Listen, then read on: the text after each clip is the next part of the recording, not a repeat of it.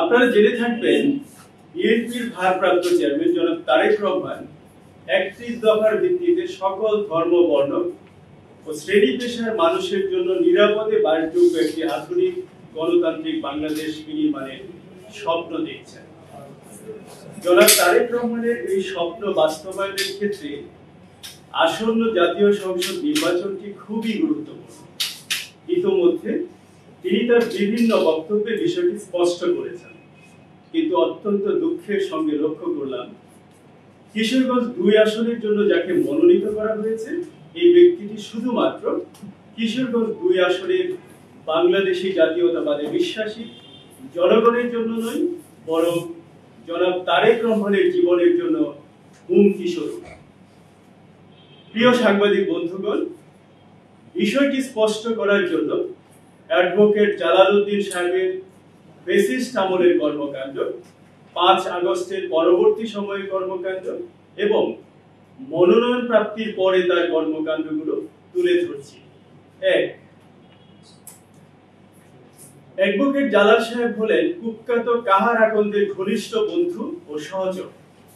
কাহার আকন্দকে এলাকায় প্রতিষ্ঠিত করার জন্য জালাল সাহেবের নিজস্ব শিক্ষা প্রতিষ্ঠান পলিগেন পাবলিক স্কুলের অনুষ্ঠানে পরপর ৩ বার প্রধান অতিথি করে নিয়ে আসেন এবং তারেক রহমানের বিরুদ্ধে ২১ আগস্ট গ্রেনেড হামলা মামলার সম্পূরক চার্জশিট প্রদান করাকে আলোচিত ও সফল ঘটনা উল্লেখ করে ভূয়সী প্রশংসা করেন, যার প্রমাণ ওনার ফেসবুক আইডিতে সেই সময় প্রকাশ করা বক্তব্য। সেই বক্তব্যটি ইতিমধ্যে ফেসবুকে ভাইরাল হয়েছে। এলাকায় অপরিচিত কুখ্যাত কাহার আকন্দকে অ্যাডভোকেট জালাল সাহেব পাকুন্দি এলাকায় পরিচিত করে তোলেন বিভিন্ন কর্মকাণ্ডের মাধ্যমে। ২ বিনা ভোটের এমপি অ্যাডভোকেট সোহরাব হোসেন এবং রাতের ভোটের এমপি সাবেক আইজি নূর মোহাম্মদ, যুদ্ধাপরাধ ট্রাইব্যুনালের কুখ্যাত প্রসিকিউটর মুখলেসুর রহমান বাদল, কুখ্যাত আওয়ামী সন্ত্রাসী উপজেলা চেয়ারম্যান রফিকুল ইসলাম রেনু, জেলা পরিষদ চেয়ারম্যান ফেরদৌস উকিল সহ কিশোরগঞ্জের কুখ্যাত আওয়ামী দোসরদের সঙ্গে জালালের কিছু ছবি আপনাদের সামনে তুলে ধরছি। আপনারা লক্ষ্য করুন, সোহরাব হোসেন বিনা ভোটের এমপির সঙ্গে বসে আছেন অত্যন্ত ঘনিষ্ঠভাবে একই মঞ্চে।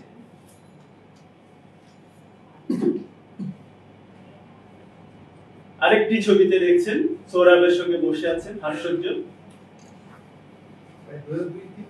আরেকটি ছবিতে দেখছেন নূর মোহাম্মদ সাহেবের পাশে দাঁড়িয়ে আছেন, পাশে উপজেলা আওয়ামী লীগের চেয়ারম্যান ছিলেন পাকুন্দি উপজেলা পরিষদের মিস্টার রেনু, কুখ্যাত সন্ত্রাসী।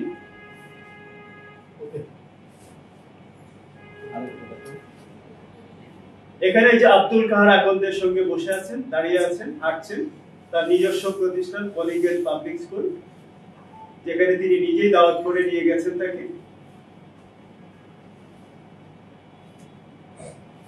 এবং এখানে আরেকটি ছবিতে দেখতে পাচ্ছেন একই মঞ্চে তারা বসে আছেন। তো আমি যে ছবিগুলো দেখালাম, আমি মিস্টার জালালউদ্দিনকে চ্যালেঞ্জ করছি, আপনার যদি সাহস থাকে আপনি চ্যালেঞ্জ করুন। এই ছবিগুলো যে মিথ্যা, এই ছবিগুলো যদি বানানো হয়ে থাকে, এডিটেড ছবি হয়ে থাকে, আপনি প্রমাণ করুন। কঠিয়াদি, পাকুন্দিয়া তথা বিএনপির কাছে আপনার কাছে আমার ওপেন চ্যালেঞ্জ।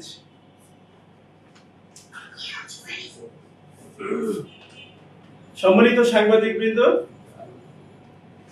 ৩ নম্বর পয়েন্ট, ৫ আগস্টের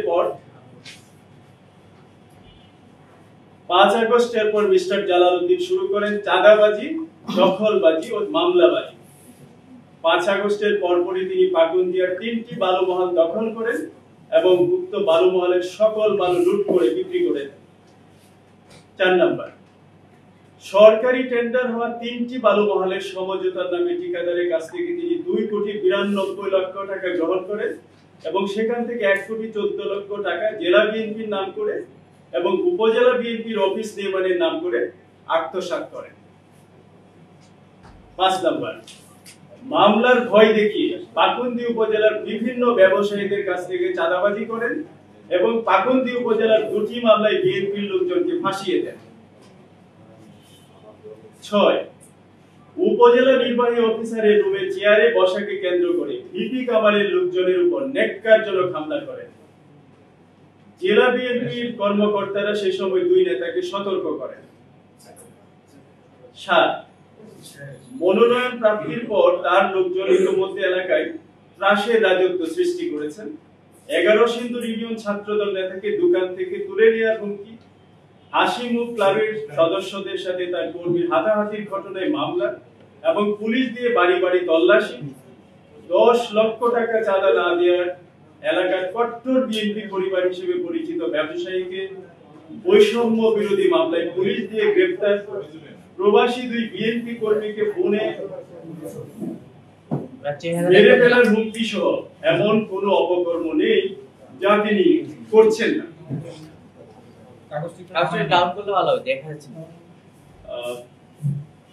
8 নম্বর, সম্প্রতি পাকুন্দিয়া সরকারি উচ্চ বিদ্যালয় মাঝে অনুষ্ঠিত 31 দফার আলোকে খন্দকার শামসুল আলম ফাউন্ডেশন মেধাবৃত্তি পরীক্ষার ফলাফল ও পুরস্কার বিতরণী সম্পন্ন হয়।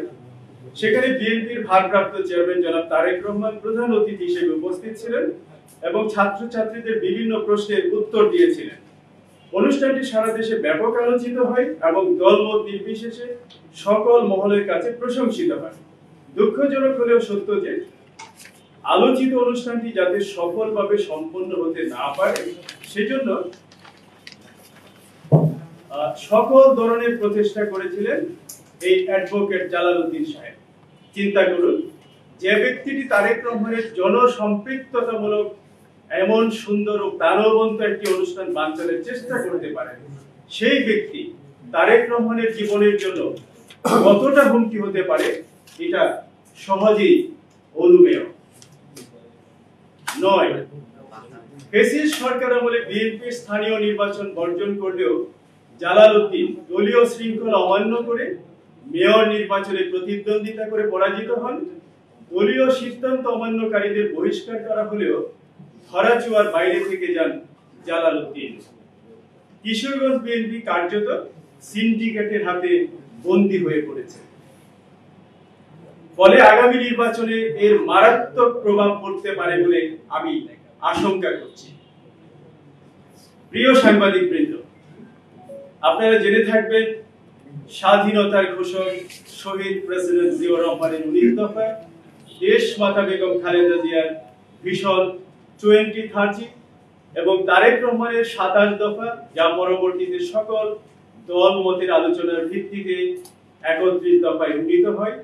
এই 31 দফার মূল মন্ত্র হচ্ছে চাঁদাবাজ, দখলবাজ, দুর্নীতিবাজ, সর্বোপরি বেশি শক্তি মুক্ত একটি সুখী সমৃদ্ধ বাংলাদেশ। কিন্তু অ্যাডভোকেট জালালউদ্দিন সাহেবের অতীত ও বর্তমান কর্মকাণ্ড কিশোরগঞ্জ 2 আসনের জনগণকে ভীত সন্ত্রস্ত করে তুলেছে। এই আসনের মানুষ মনে করছে অ্যাডভোকেট জালাল সাহেব নির্বাচিত হলে আবারও বাংলাদেশি জাতীয়তাবাদী কর্মীদের বাড়ি ছাড়া হতে হবে এবং এই এলাকা ফিরে যাবে ফ্যাসিস্টের দখলে, পুনর্বাসিত হবে ফ্যাসিবাদ। অতএব অনতি বিলম্বে এই ফ্যাসিবাদের দোসর বিএনপির প্রতি অবিশ্বস্ত, চাঁদাবাজ, দখলবাজ অ্যাডভোকেট জালালউদ্দিনের মনোনয়ন বাতিল এবং সকল দলীয় পদ থেকে অব্যাহতি দেওয়ার জন্য সবিনয় অনুরোধ জ্ঞাপন করছি। পাশাপাশি ভারপ্রাপ্ত চেয়ারম্যান মহোদয়কে বলতে চাই, আমাকে মনোনয়ন দিন। কথা দিচ্ছি 2001 সালে হাতছাড়া হওয়া আসনটি বিপুল বিজয়ে পুনরুদ্ধার করে আপনাকে উপহার দেব ইনশাআল্লাহ।